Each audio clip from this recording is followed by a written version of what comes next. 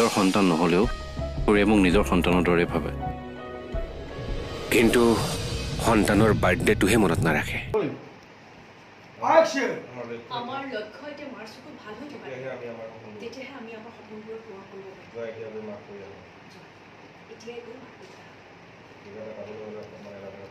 কিবা এটা পাব অকণমান অকল আত্মসন্মানতে খামুচি ধৰি থাকিলে নহ'ব নহয়।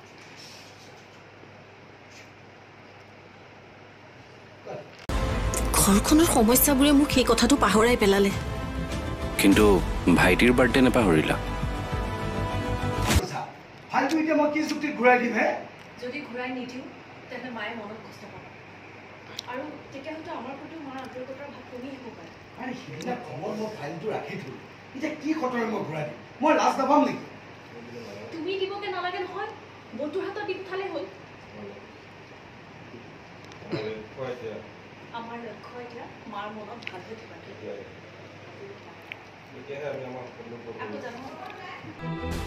তুমি আচলতে সাহসী নহয়, সমস্যাৰ ওচৰত হাৰ মনা ল'ৰা এটা তুমি।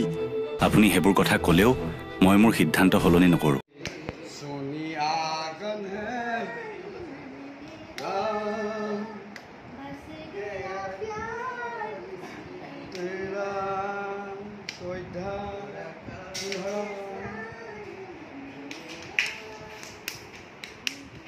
শুনা, এতিয়া তোমালোকে বেংগলোৰলৈ যাব নালাগে,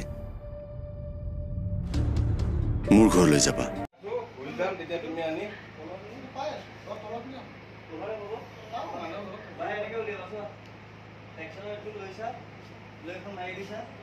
কাম নাই বুলিয়ে আপুনি এনেকে ওলাই যাব নেকি? কৰবালৈ ওলাই গ'লে মোক সুধি যাব লাগিব। তোমাক সোধাৰ প্ৰয়োজন আছে বুলি মই ভবা নাছিলো।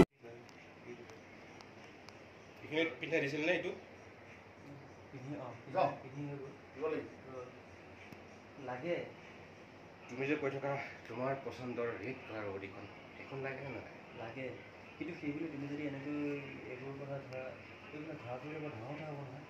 অফিচৰ প্ৰত্যেকজন এমপ্লয়ীকে মাই আছে নেকি? অফিচত কাম নকৰা মানুহৰ নামত যদি তুমি চেলেৰী ৰিচিভ কৰা, সেইটো কথাটো ভ্ৰমণ কৰা মাক কৈ দিবহি। তুমি চিন্তা কৰিব নালাগে, সেইবোৰৰ ব্যৱস্থা মই অলৰেডি কৰি দিছোঁ। কি সময় কম পাবা? সময় কম পাবা। চশমা নাই হ'ব। ৰ'বা মা, মই বাবাদাক মাতি আনোগৈ। এতিয়া নালাগে, আগতে কেকটো ৰেডি কৰি লওক, তাৰপিছত মাতিবা। বতু যাচোন, বেলুন আছে যদি কেইটামান ফুলাই ফুলাই লগাই দেগৈ।